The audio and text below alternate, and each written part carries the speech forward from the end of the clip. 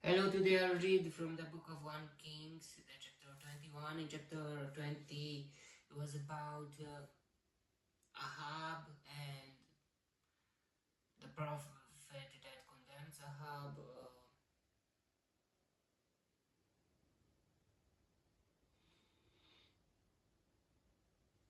And it was a very, very tricky thing. I mean, uh,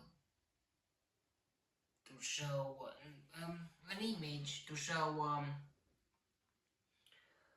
uh, God wanted to show Ahab, to Ahab, what what he really did or something like that. Now let's read the chapter 21.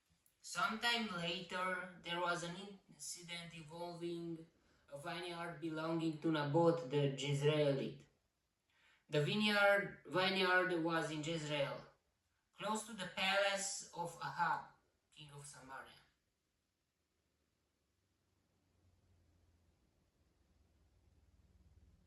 So, vineyard.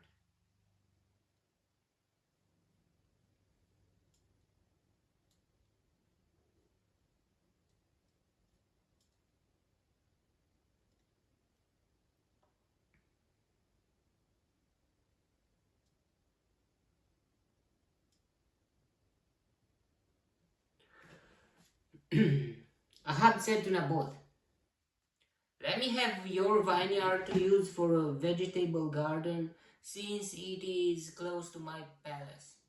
In exchange, I will give you a better vineyard, or if you prefer, I will pay you whatever it is worth." But Naboth replied, "The Lord forbid that I should give you the inheritance of my fathers."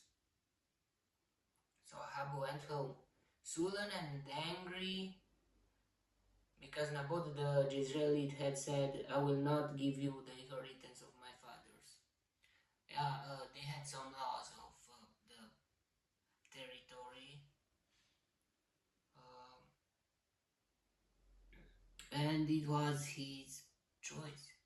If someone is saying, "I will buy this if you sell it to me," but you can say, "No, I will not sell it to you." Um, he lay on his bed, sulking, and refused to eat. His wife Jezebel came in and asked him, "Why are you so sullen? Why don't you eat?" He answered her, "Because I said to Naboth the Jezreelite, 'Sell me your vineyard, or if you prefer, I will give you another vineyard in its place.' But he said, 'I will not give you my vineyard.'" Jezebel, his wife, said, "Is this how you act as king over Israel?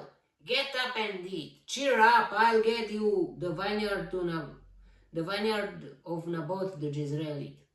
So she wrote letters in Ahab's name, placed his seal on them, and then sent them to the elders and nobles who lived in Naboth's city with him. In those letters, she wrote, "Proclaim a day of fasting and sit Naboth in a prominent place among the people, but sit two scoundrels opposite him and have them testify that he has cursed both God and the king. Then take him out and stone him to death." Wow. So the Jezebel was ruling over Ahab. So the elders and nobles who lived in Naboth's city did as Jezebel directed in the letters she had written to them.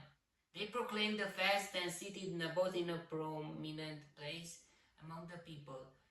Then two scoundrels came and sat opposite him and brought charges against Naboth before the people, saying, "Naboth has cursed both God and the king." So they took him outside the city and stoned him to death. Then they sent word to Jezebel, "Naboth has been stoned and is dead." As soon as Jezebel heard that Naboth had said to Ahab, "Get up and take possession of the vineyard of Naboth the Jezreelite that he refused to sell you. He's no longer alive but dead." When Ahab heard that Naboth was dead, he got up and went down to take possession of Naboth's vineyard. Then the word of the Lord came to Elijah the Tishbite. "Go down to meet Ahab, king of Israel, who rules in Samaria. He is now in Naboth's vineyard, where he has gone to take possession of it. Say to him, 'This is what the Lord says. Have you not murdered the man and seized his property?'"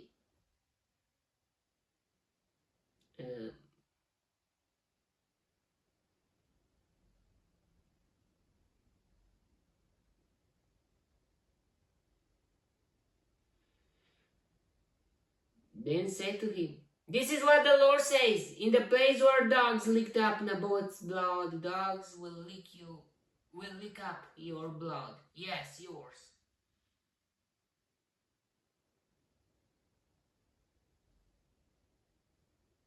Yours. So Jezebel did everything. Ahab, he didn't know what really she will be doing, or he was not that courageous to make such bad things. But Jezebel, yeah, but he gave the power to Jezebel to order that killing. Ahab said to Elijah, "So you have found me, my enemy. I have found you," he answered, "because you have sold yourself to do evil in the eyes of the Lord. I am going to bring disaster on you.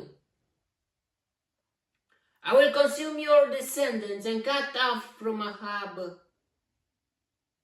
every last male in Israel, slave or free.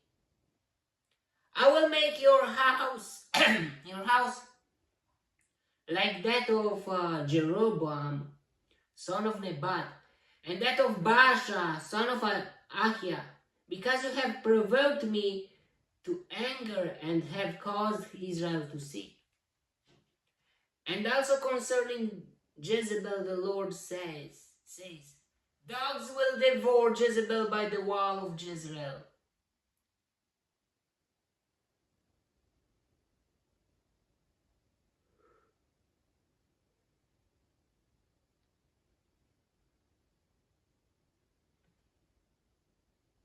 Dogs will eat those belonging to Ahab who die in the city, and the birds of the air will feed on those who die in the country. Wow.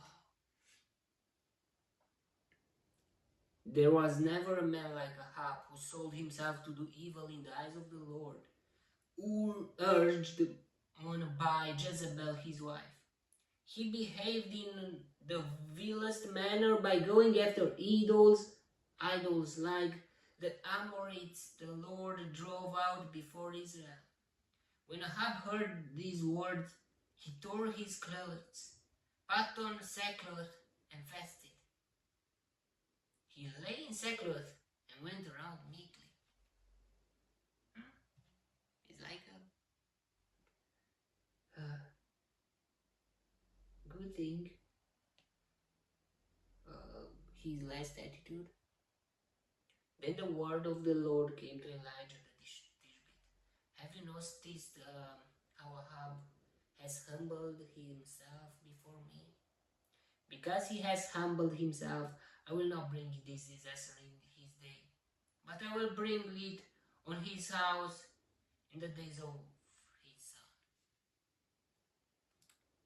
Yeah, it's very important how we behave after God is punishing us, maybe because we made something wrong, or not just that, how we behave, how we act. It's very important in everything. Our attitude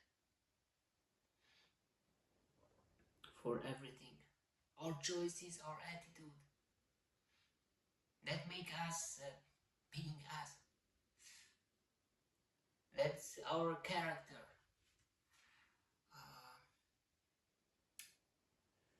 Okay, that was the chapter. May the God bless me, protect me. And if we see some bad examples, is for us to not do such things like that. And we see their results, and we see God here, we saw God here, that God wasn't just being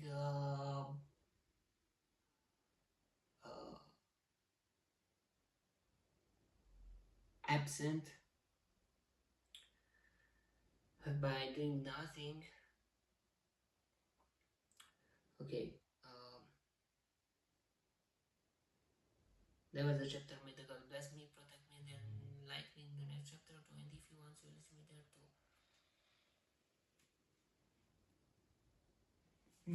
Life is complicated and it depends on every case. No exam, I think nothing is exactly like, but it can be in 90% or more similar. Um, okay, may the God bless me, protect me, and delight me in the next chapter 20 if you want to listen there. God bless, love, and good.